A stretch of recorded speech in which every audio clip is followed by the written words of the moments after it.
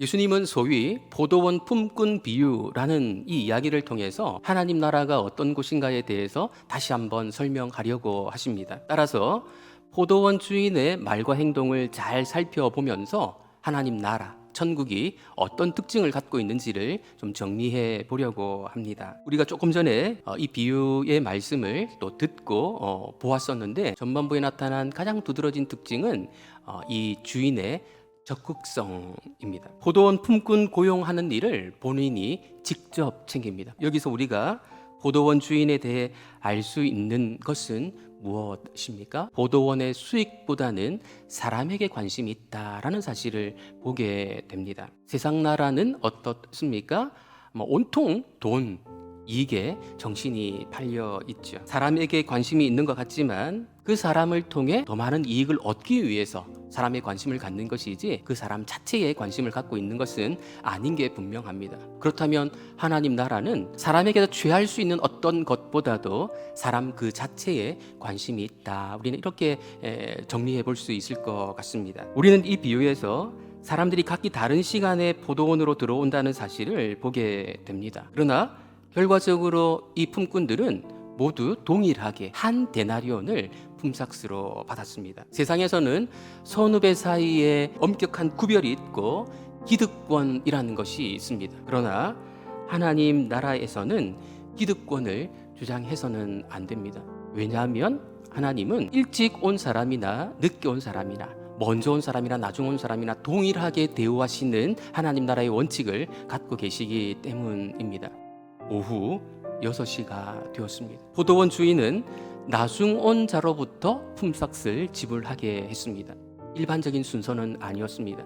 하나님은 먼저 온 사람과 나중 온 사람을 동일하게 귀하게 대우하시는데 나중 온 사람에게 더 관심을 갖고 계시고 나중 온 사람을 배려하는 그런 모습을 갖고 계시다는 것입니다. 그런데 이런 하나님 나라의 특징이 어떤 사람들에게는 불편하게 느껴질 수 있습니다. 오늘 본문의 비유에 등장하는 먼저 온 사람들의 경우가 바로 그러했습니다. 주인이 공의롭지 못한 행동을 한 것이었다는 것이었습니다. 그러나 이 포도원 주인의 반응은 한 데나리온의 약속을 했고 나는 그 약속을 지켰다는 것입니다.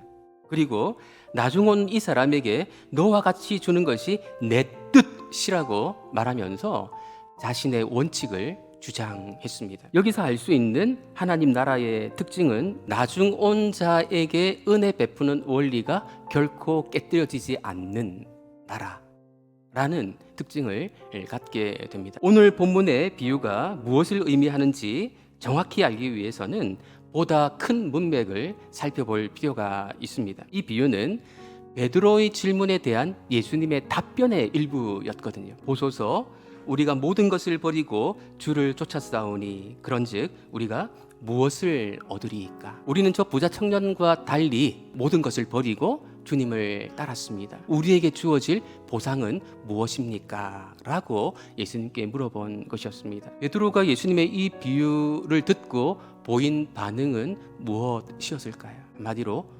무한이었을 것입니다. 보상을 바라는 그 마음을 부끄럽게 만든 그런 내용이었을 것입니다. 그런 마음을 느꼈을 것입니다. 그러나 이제 대반전이 일어나게 될 것입니다. 사실 예수님의 이 비유는 베드로를 무한하게 만들기 위한 것이 아니고 베드로를 회복시키기 위한 예수님의 예방책이었습니다. 예수님은 베드로가 3번 나를 모른다고 부인할 것을 예고하셨는데 예수님의 그 예고가 그대로 현실이 되어버렸던 것입니다. 베드로가 양심이 있는 인간이라면 그분 앞에 나아가서 자신을 제자로 알릴 수 없었을 것입니다. 그러나 결과적으로 베드로가 용기를 가지고 그분 앞에 나아올 수 있었던 그 근거가 있었다면 무엇일까요? 바로 며칠 전에 들려주셨던 이 비유의 말씀이었습니다. 우리는 하나님 나라의 원리를 계속해서 듣고 배워야 합니다.